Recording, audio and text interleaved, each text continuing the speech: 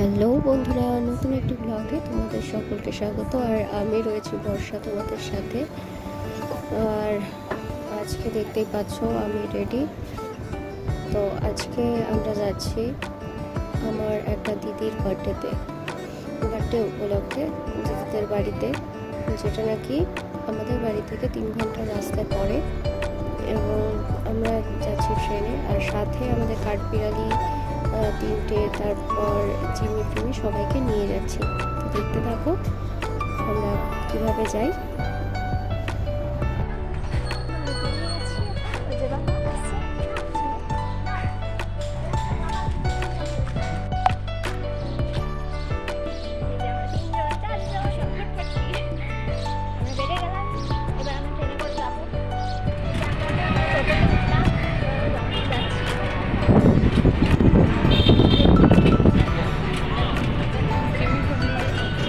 নতুন প্রিন্সেস আর যে আমাদের ছেলে বেবি নেমে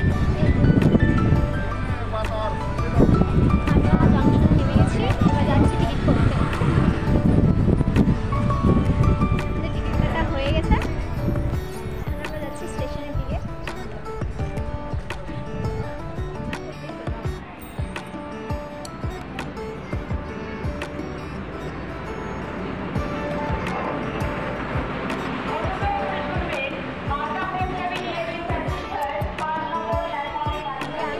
আচ্ছা, এইটা উপরে উঠায় দাও।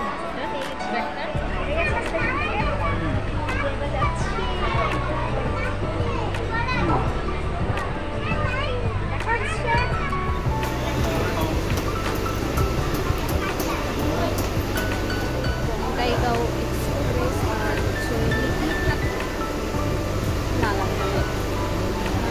আমরা রোববার টিকিট 1 নম্বর প্ল্যাটফর্মে দাঁড়াই, 10:50 ছাড়ে জামশন থেকে।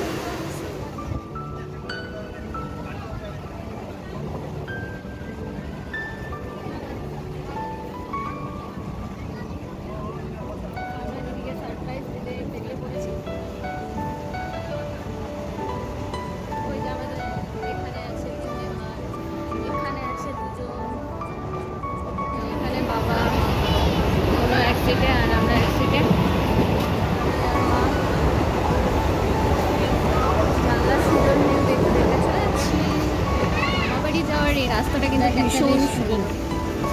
ভীষণ মানে ভীষণ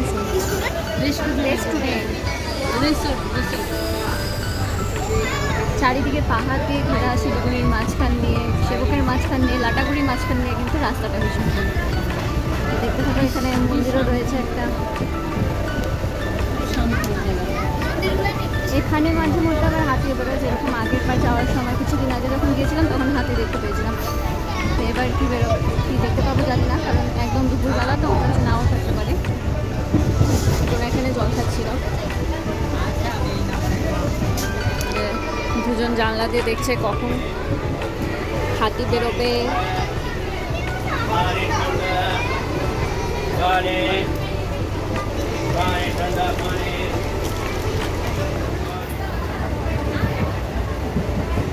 আমরা এখন প্রায় সেবকের কাছে। তো আজকে হয়তো ভাগ্যটা এতই খারাপ আছে, কিছুই দর্শনে এলো না। একটা ময়ূরও দেখতে পেলাম না। দেখ ফুলগুলো ওই যে আমাদের সুন্দর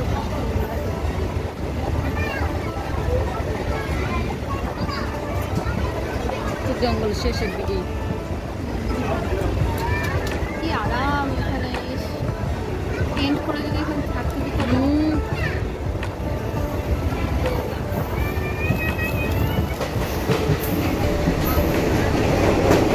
সুন্দর চারিদিকে পাহাড়ের মাঝখান দিয়ে আমাদের ট্রেনটা চলে যাচ্ছিল। আর এদিকে আমরা প্রায় সেবকের কাছাকাছি চলে গিয়েছিলাম, আর ট্রেনটা রাস্তা বাঁক নিয়ে নিয়েছিল। দেখতে এতটা সুন্দর লাগছিল। আমি আর বোন মাঝখানে উঠে এসে দরজার সামনে এসে দাঁড়িয়েছিলাম ভিউজটাকে ক্লিয়ারভাবে উপভোগ করার জন্য। এই যে এদিকে আমি আর বোন বলছিলাম, সেবকের প্রায় কাছাকাছি চলে এসেছিলাম। আর এখানে স্টেশন চলে এসেছে। আর তারপর স্টেশন থেকে রওনা দিয়ে দিয়েছিল পরবর্তী স্টেশনের উদ্দেশ্যে।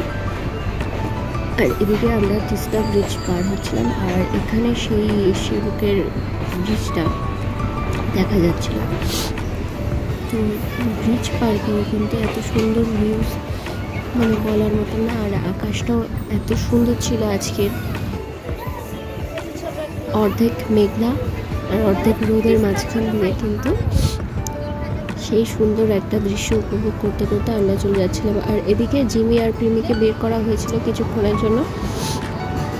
ওরা একটু ভয় পেয়েছিল, সেই কারণে মা আবার ওদেরকে তুলে নিয়েছিল। আর এদিকে বোন আর বাবা গেটের সামনে দাঁড়িয়েছিল, আর আমরা এদিকে সুন্দর দৃশ্য উপভোগ করতে করতে চলে যাচ্ছিলাম।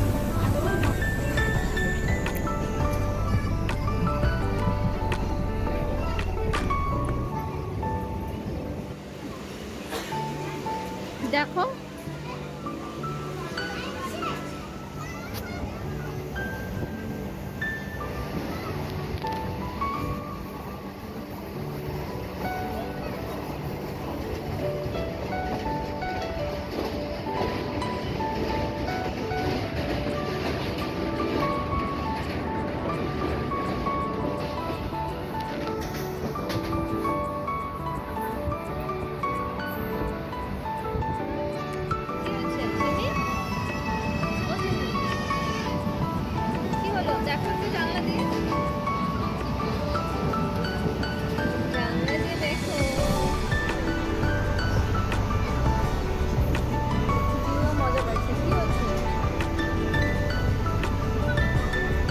আর এদিকে জিনিসগুলোকে তারপর ঢুকিয়ে দিয়ে ওদের জায়গা মতন তারপর আমরা কিন্তু একটু সিঙ্গারা নিয়ে নিয়েছিলাম। 4 জনের সিঙ্গারা ভাগ করে খেলাম চাটনি দিয়ে। আর এদিকে মা নিয়ে গিয়েছিল বাড়ি থেকে একটু আমের আচার করে। আর ট্রেনে বসে বসে আমি আর মাছ আমের আচার খেতে খেতে কিন্তু যাচ্ছিলাম। আর বোন আর বাবা ভালোবাসে না সেরকম, আমি আর মাই বিশেষ করে টকের মানে রাজা বলতে পারো, টক খাওয়ার ওস্তাদ। তো আমরা দুজনেই এদিকে আচার খাচ্ছিলাম, আর বাবার বোন ওইদিকে মজা নিচ্ছিল। আর দেখতে দেখতে চলে এলাম প্রায় আমাদের ডেস্টিনেশনের কাছাকাছি। সবাইকে রেডি করে নিয়ে রীতিমতো কিন্তু আমরা নেমে পড়লাম। আমাদের ট্রেন, এই ট্রেনে এসেছি। আর এই যে আমাদের ভোটপাট্টি ডেস্টিনেশনে পৌঁছে গেছি। আর ট্রেন টাটা, এখানে 1 মিনিটই রোকে।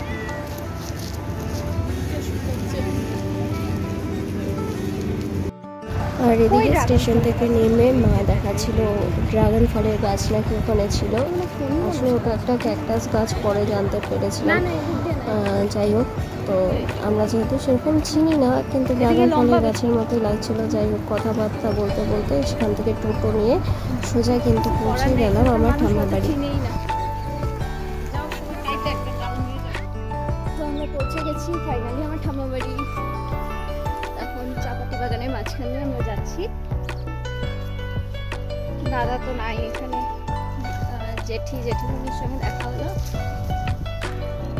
হ্যাঁ,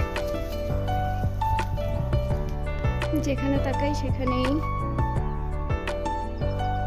বাগান আর বাগান। আমরা ফাইনালি পৌঁছে গেছি। আর এদিকে চাপাতি বাগানে জল দিচ্ছিল, আর জলটা একটু একটু রাস্তায়ও আসছিল। আমি মা বোন সেই মানে একটু একটু ভিজে গেছিলাম, ইচ্ছে করে দিচ্ছিলাম, কারণ এইসব জিনিস তো শহরে দেখা যায় না। তো এখানে এসে এত আনন্দিত আমরা, মানে বলার মতো না। সবাই একটু হাত পা ভিজাচ্ছিলাম, আর আমার তো পুরো চশমা ভিজে গেছিলো। যাই হোক, বাড়িতে এসে পিসিবাড়ি এসে জিমিপুমিকে ফার্স্ট অফ অল নামালাম।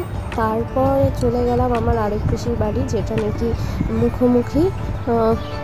আর এই বাড়িতে লিচু গাছ রয়েছিল 2টো। তো সব লিচু, তো বেশিরভাগ লিচু খাওয়া হয়ে গিয়েছিল, অল্প একটু কিছুটা বাকি রয়েছে।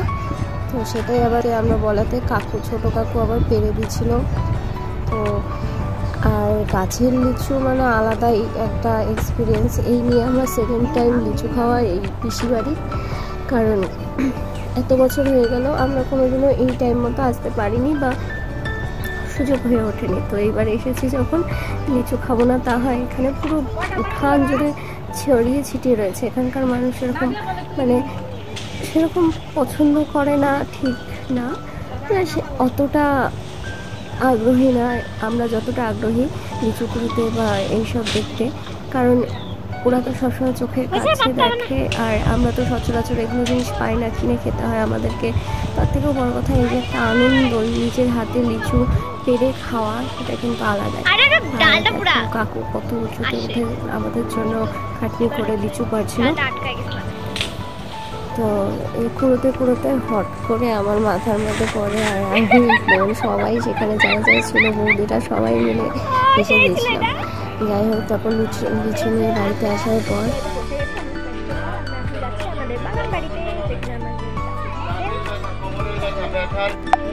বাগানের ভিতর দিয়ে যাবো।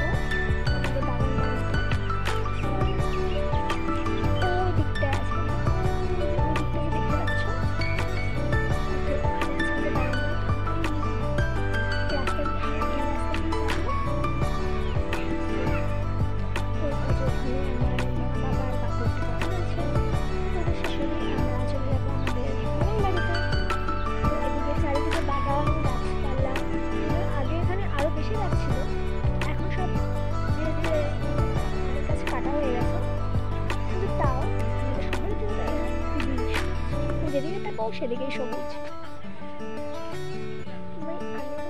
বাগানের মাঝখানে দাঁড়িয়েছে আর এখানে গোটাটাই সবুজ, আর চা পাতার বাগানে ভরা। আমরা একটু কিছুক্ষণ পরেই আমরা বের হবো এখান থেকে আর যাবো আমাদের বাগান বাড়িতে। আমরা এখন যাচ্ছি আমরা দেশের বাগান বাড়িতে।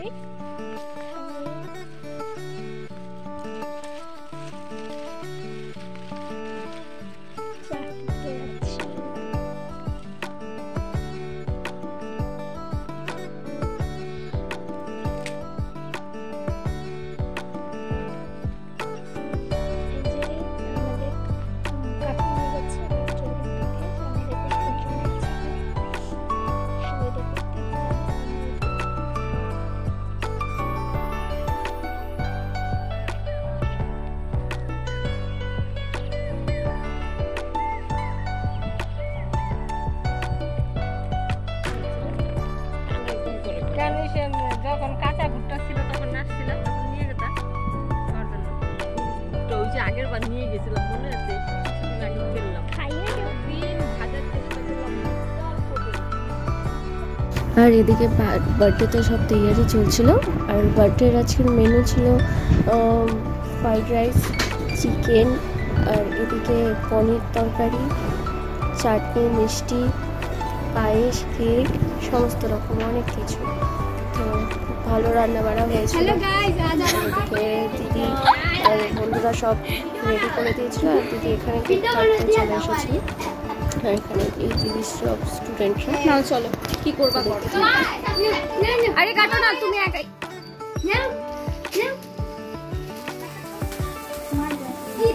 কাট কাট শেষ হয়ে গেল। Happy birthday to you, happy birthday to you, happy birthday to you.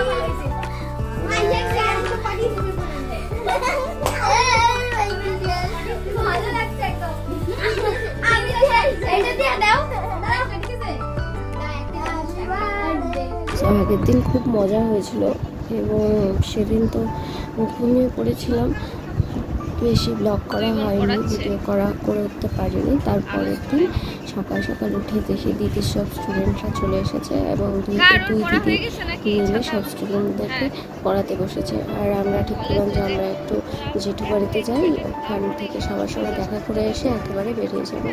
তো এখানে মা, আমি, বাবা চারজনে মিলেই জেঠু বাড়ির উদ্দেশ্যে সকাল সকাল রওনা দিলাম। আর ওখানে গিয়ে জেঠু কাকু সবার সঙ্গে মোটামুটি দেখা হয়েছিল, শুধু দাদা ছিল না, দাদা তো বাইরে কাজে গিয়েছিল। তো এখানে বলে সবচেয়ে বড় লোক পার্টি এরা।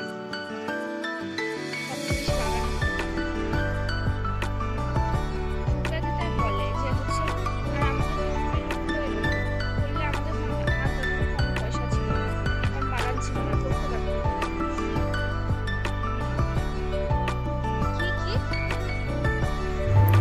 আর এদিকে আমরা পৌঁছে গিয়েছিলাম জেঠু বাড়ি। আর এটাই ছিল অ্যাকচুয়ালি আমাদের ঠাম্মা বাড়ি, যেহেতু ঠাম্মা দাদু নেই তো এখন জেঠুর বাড়ি কাকু বাড়ি, তো ভেতরে গেছিলাম।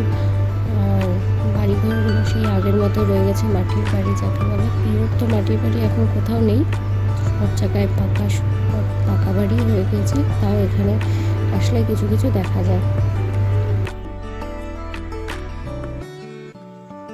তো এরপর জেঠিমনির সঙ্গে দেখা করে আমরা গেলাম কাকুদের বাড়ি। আর এটা কাকুদের বাড়ি ছিল সামনের দিকে, একই বাড়িতে দুটো আলাদা ঘর। আর এটা আমার ঠাম্মা বাড়ির সামনের দিকটা পাকা রাস্তা হয়ে গেছে, আগে তো পাকা রাস্তা ছিল না, যাই হোক এখন পাকা রাস্তা হয়ে গিয়েছে। আর দেখো চারিদিকে সবুজ আর সবুজ। আমার এখানে আসলে এত যে ভালো লাগে আমি বলার মতো না, আমি খুব ভালোবাসি এই জায়গাটাকে, চারিদিকে সবুজ আর সবুজ। আর এখানে একটা লিচু গাছ ছিল, লিচু তো ছিল না, দুটো লিচু ছিল, তো একটা বড় পেড়ে দিয়েছিল, যাই হোক। আর এদিকে ঠাকুর ঘর কাকুদের, এখানে কালী মায়ের মন্দির ছিল, তো এখানে প্রণাম করে ঠিক এর পিছনেই ছিল কিন্তু একটা লটকা গাছ। দেখো এত সুন্দর লটকা ধরে আছে যে বলার মতন না। তো এখানে সবার সঙ্গে দেখা করে আজকের ব্লগটাও আমি এখানে শেষ করছি, কারণ পরে খুব তাড়াহুড়া ছিল, তো সেই ব্লগ করা হয়নি। তো এই ব্লগটা এখানে শেষ করছি। ধন্যবাদ পুরো ব্লগটি দেখার জন্য। তো সঙ্গে থেকেও পরবর্তী ব্লগ নিয়ে ফিরছি পরের ভিডিওতে। ধন্যবাদ সকলকে পুরো ব্লগটি দেখার জন্য।